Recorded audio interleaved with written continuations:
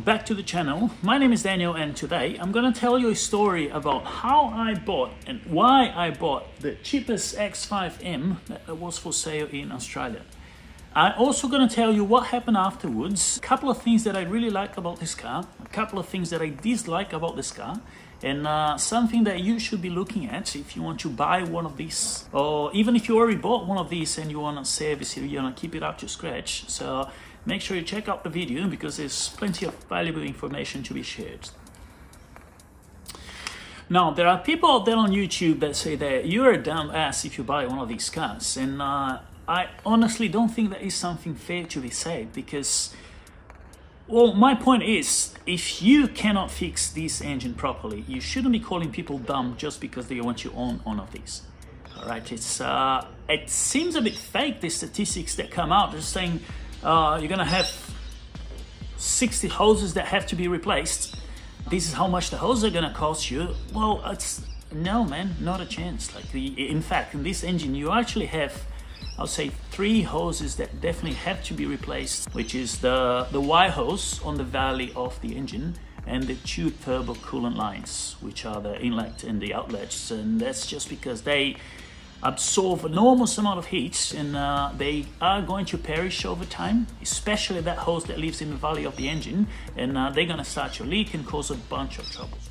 Now, there is one thing that I do agree with people out there, which is this engine can be very hard to be serviced. So if you do have to fix a couple of things in this car, if you have to replace some of the parts, it could be an engine out job. All right, and if you have to take this engine out, man, it's a massive pain, I would say. So not only is it extremely time consuming, but there's a lot of stuff that you have to remember. If you're not familiar with these engines, if you're not familiar with all the hoses and all the electrical that goes on around it, it can be pretty daunting to do that kind of a job. Well, why did I buy this car? Oh, it's hard to say, but pretty much I put it out to the universe a few years prior to that I want to do an S63 engine, which is the twin turbo V8. It doesn't necessarily have to be the S63, but it could be either the N63 or the S63, which is the twin turbo V8s. The numbers are pretty impressive on these engines. So when I first looked at it and I thought, okay, this is a good engine that I could be working on, I could get to understand these engines, and the more that I actually play with these cars, the more I love these engines. And well, with that said, I put it out on the universe, and funny enough, one day I got home, I was working on my computer, I opened up a website called Gumtree, and a photo of this car just popped out immediately. And these cars go for about between $30,000 to $50,000 here in Australia.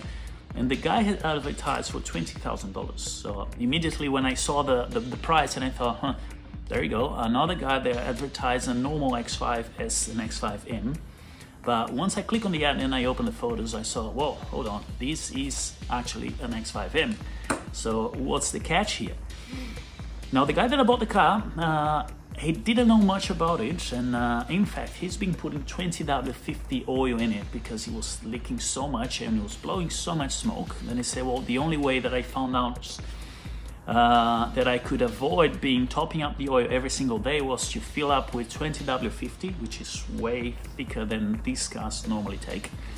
And I said, that's it, I had enough. It's just too much smoke, it's just too much topping up. There's oil leaks all over my driveway, I want to get rid of the car.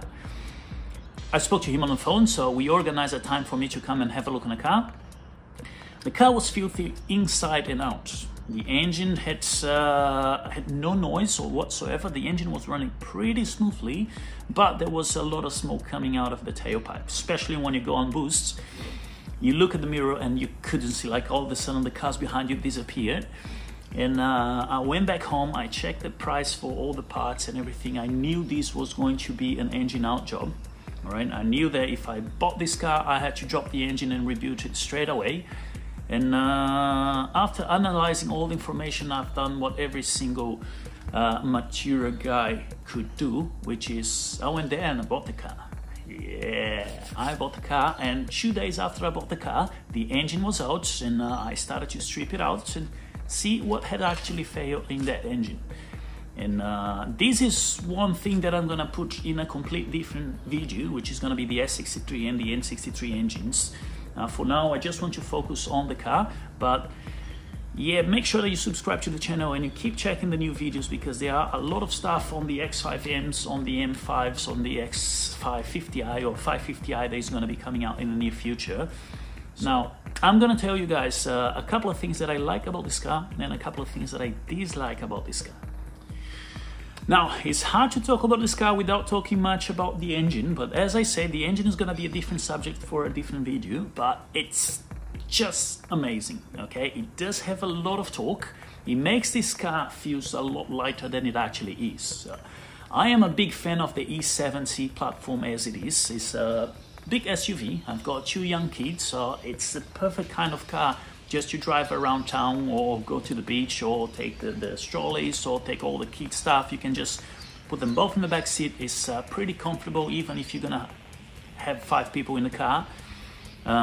It's just an overall very practical car with a massive engine in it. Another thing is, if you are going to put a tow bar, and I do have a tow bar in this car, and you're going to be towing something, whether it's a boat or it's a trailer, and you're going to be putting out a caravan or you're going to be towing another car, it's amazing how much torque this car has. So I drive around in the van a lot. Okay, if I put a tiny little trailer behind that van, I'm going to feel it straight away. I have to rev it up a lot more, and the car doesn't have much torque. On this, I can put a big trailer and I can put a car on the back of the trailer, and I'm gonna drive around just like normal, right? You can barely feel the weight of the car in the X5M, and that's one of the reasons why I love it. Another thing that I love about this car is the gearbox. It is nowhere near dual clutch transmission, but it is awesome. Okay, compared to a normal automatic transmission, this gearbox is just way too fast. You can click on the pedal shifts, the gears are in straight away. You have that dual clutch fart a little bit, which is awesome. And it's just a very good gearbox. It's just a very good overall experience driving this car. Now, a couple of things that I dislike about the X5M. Well, the first of them, and it's something that I already mentioned before, because the engine is so packed up inside of the engine bay, everything is just cramped together and you barely have access to things. So if you have to work on the engine, if you have to replace, for example, the compressor for your air conditioning, that's it. It's an engine out job. If you have to replace the starter motor, especially here in Australia that we have the steering on the other side, that people from US, for example, it's an engine out job. So there is a lot of stuff that you actually have to remove the engine in order to get access to. That is one thing that I don't really like about the car. Another thing that I dislike a little bit about this car in particular is, like, let's say that I'm parking the car, all right? So I got out of the car, opened the garage, got back into the car, put the car into drive, but I didn't shut the door 100%. You know, when it locked in just the first stage, and as I take off, the car goes out of drive, back into park straight away. But it lets the car move a little bit. So after you go on the throttle, as soon as the car starts to move, it goes like bang, and it jams back into park. That's something that is quite annoying. Another thing that is pretty annoying in this car, and I know that some of you guys are gonna hate me for saying this, is fuel efficiency. Man, it's a V8 twin turbo. It drinks petrol like there's no tomorrow. I feel like every time I go out with this car, I'm stopping at the service station just to fill up the tank. And although also on the E60 M5, which is a V10, this car actually uses more fuel than the M5. And I know it's 2.4 tons. Yeah, it's 2,450 kilos. It's a very heavy car, and therefore it uses a lot of fuel. Now, on the same tone, since we're talking about the weight of the car, there is also something that I'm not 100% happy about it, but that's something to be expected, which is, when I bought this car, I know that this S63 on this particular car has 550 horsepower. If I compare that to my M5, the E60, the M5 has 507 horsepower. So I was expecting this car to be a lot faster, and in fact, it is not. Just because it's heavy. So if you actually put both of them on a straight line, and that's something that I promised to do in a video for the future, I want to drag race both of these cars. So E70 X5M and E60 M5. I want to take both of those cars to a track, and I want to drag race both of them to see which one takes the cake. But I'm assuming that the M5 is going to win, because this one is going to take off a lot quicker. But it's, I don't know, driving around, I just feel that the M5 is a lot faster than the X5M. Now, if you own one of these cars already, my advice would be very simple. Be on top of your maintenance. This is where it gets pretty tricky, because when I mean on top of your maintenance, I don't mean do what BMW recommends, because BMW doesn't really recommend the best type of maintenance, in my opinion. I'll give you an example. They'll say the transmission oil is lifetime oil. It doesn't have to be replaced. But when you get to 200,000 kilometers without replacing the oil, your transmission will just blow up. Join the forums, join some of the groups about your car, be the X5M or whatever the BMW you have, and be on top of your maintenance. Figure out what are the most parts that normally go wrong with your car and replace them. Replace them preventively. That's going to be a good thing for you. X5M, actually E70s and E60 in particular, these cars are very, very sensible about low voltage. So batteries shouldn't last more than 4 or 5 years. If your battery is going flat, replace them straight away, because I've seen people keep trying to recharge the batteries and jump starting the car, and the battery goes low again, and then they recharge the battery, they try to fix it, and in the meantime, you're gonna blow up one of your modules, you're gonna fry up an ECU, and there's all sorts of things that can go wrong because you're just avoiding replace that battery. So now, should you buy an X5M? Well, unfortunately, I'm not the one to answer that question, and the best person to actually do that is yourself. So what I can tell you is, I bought this car, I dropped the engine, I did a full review myself, and what I honestly believe about the S63 and the N63 engines is that they are pretty much a ticking time bomb.